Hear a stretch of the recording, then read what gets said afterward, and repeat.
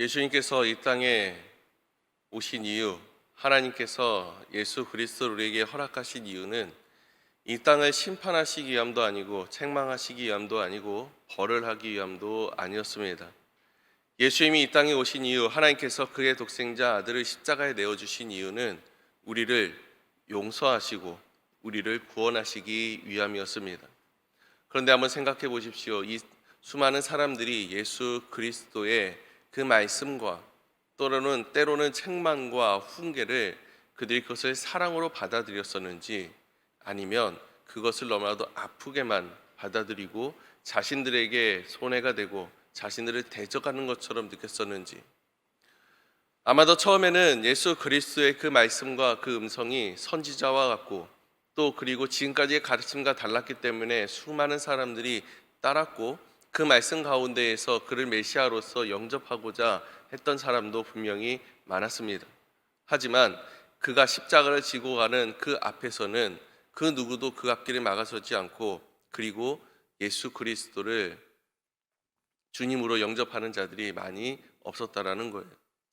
오히려 예수를 십자가에 못 박게 만들고 그리고 배신하는 그런 모습만이 나타나기 시작했습니다.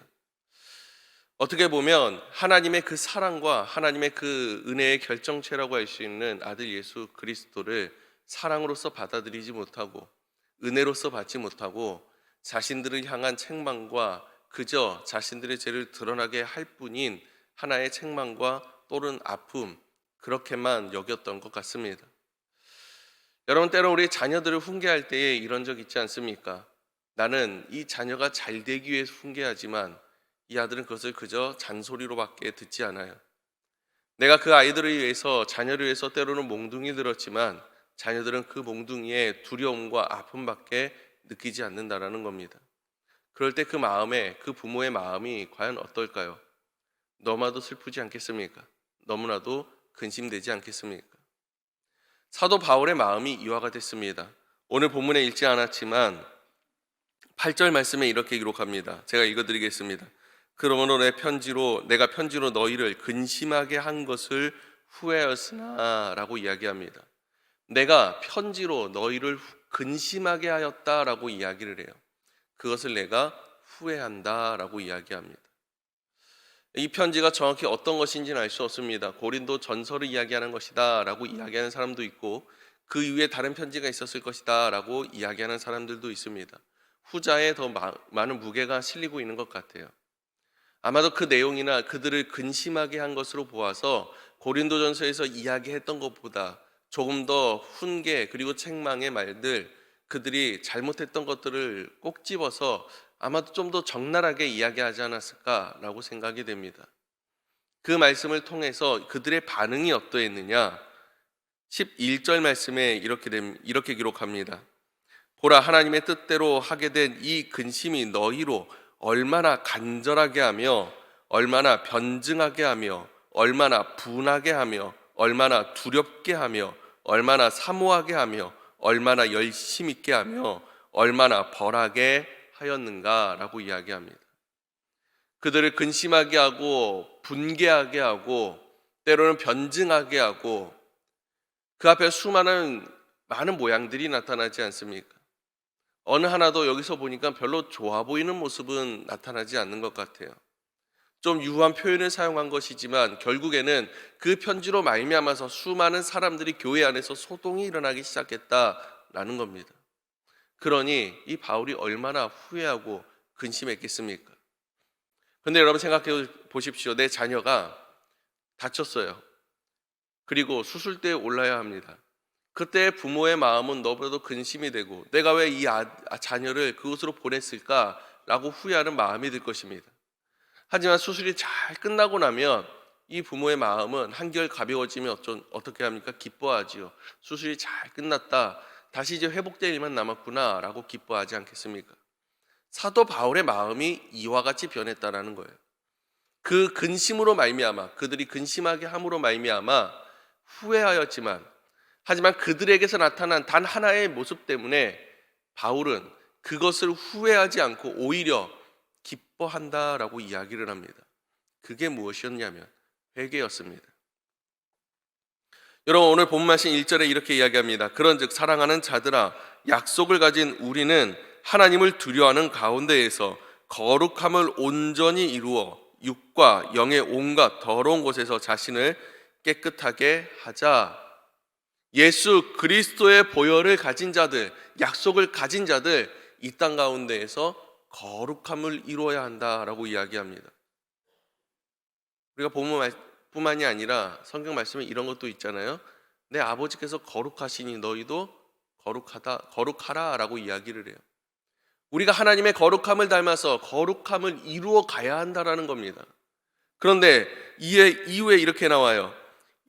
육과 영의 온갖 더러운 곳에서, 여기서 말하는 육과 영의 온갖 더러운 것, 이 육이라는 것은 이 땅에 속해 있는 수많은 더러운 것들을 이야기하는 것이고, 이 영의 더러운 것이라는 것은 거기에 물들어서 나의 생각과 사고와 이런 것들이 같아지는 것을 이야기하는 거예요.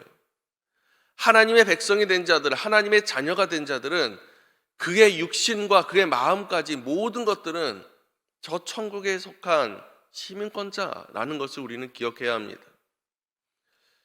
여러분, 때로는 보면은 다른 나라 해외 시민권을 가진 사람들이 있습니다. 특히 청년들 같은 경우에, 남자 청년들 같은 경우에는 해외 시민권을 가진 자들은 결국엔 택하지 않습니까? 일을 해야 합니다. 군대를 가야 하는지 말아야 하는지. 그래서 거기에서 갈리게 되죠. 애국하는 마음으로 이 땅에서 한국의 국적을 다시 선택하면서 군대까지 오는 사람들이 있는가 반면, 해외 국적을 취득함으로 말미암아서 그것을 피하기도 합니다.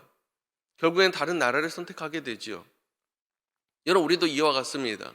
물론 군대라는 그런 어떤 중요한 사명을 가지고 이야기하지만 그것을 비하는 것이 아니라, 여러분, 우리는 선택해야 될 필요가 있다는 겁니다. 저 하늘에 속한 가장 좋은 저 천국을 선택을 할 것인가, 아니면 이 땅의 가장 부질없는 것을 선택할 것인가. 여러분, 저 천국 우리가 선택할 때 이 땅 가운데 모진 고난과 고통을 당하는 것은 당연합니다. 수많은 사람들과 다른 모습으로 살아가는 것은 어찌 보면 당연할 수밖에 없습니다.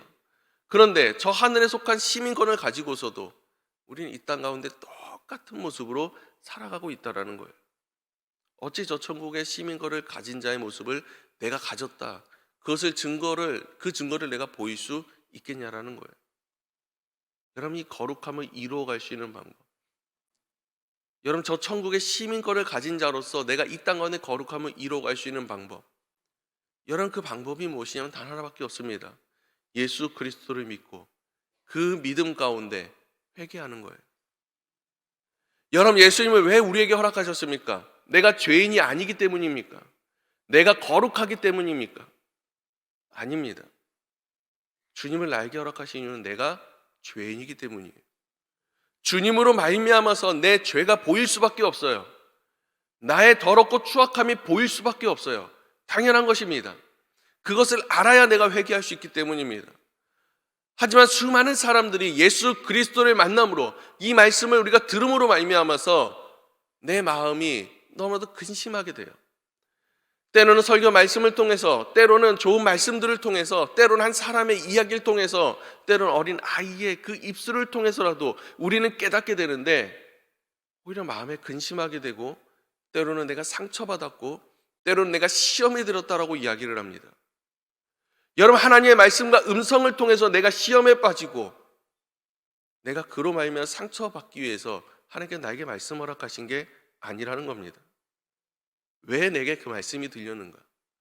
왜 내게 예수 그리스도를 허락하셔서 내 죄가 내 눈앞에 보이게 하셨는가? 나를 책망하게 하기 위함이 아니라 그 죄를 내가 회개함으로 말미암아 하나님과 같은 거룩함을 회복하게 하시기 위해서 우리에게 허락하셨다는 사실을 기억할 수 있기를 간절히 소망합니다.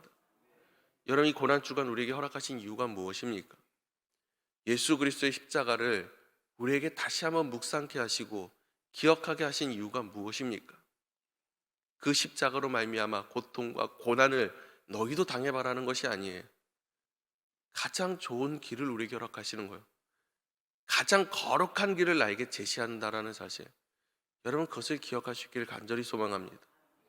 이 거룩한 고난주간, 여러분, 우리가 이 말씀 우리가 마음에 품고 나에게 허락하신 모든 순간 가운데 내게 보여주신 죄악들이 있다면, 내게 보여주신 고난의 길이 보인다면 여러분 기뻐하시고 오히려 감사하시고 그 앞에 회개하고 자복하는 마음을 가지고 거룩함을 이루어갈 수 있는, 그 거룩한 길로 달려갈 수 있는 저와 여러분 되시길 간절히 소망합니다.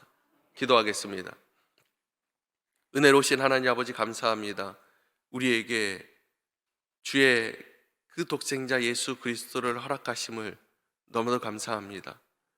죽을 수밖에 없는 죄인이요, 이 땅 가운데 썩을 수밖에 없는 죄인을 저 천국의 백성으로 부르시기 위해서 그 사랑의 그 별정체이신 예수 그리스도를 허락하심을 너무나도 감사드립니다. 주여, 이제는 우리가 주님을 바라볼 때마다, 말씀을 들을 때마다, 우리가 삶을 걸어가는 모든 순간마다 주여, 이제는 우리가 회개하며 자복하게 하여 주옵시고 그로 말미암아 거룩함을 이루어갈 수 있는, 이 땅 가운데 그 거룩한 길을 걸어갈 수 있는 귀한 자녀 백성들 될 수 있도록 도와주시옵소서. 사랑의 마신 예수님의 이름으로 기도드렸습니다. 아멘.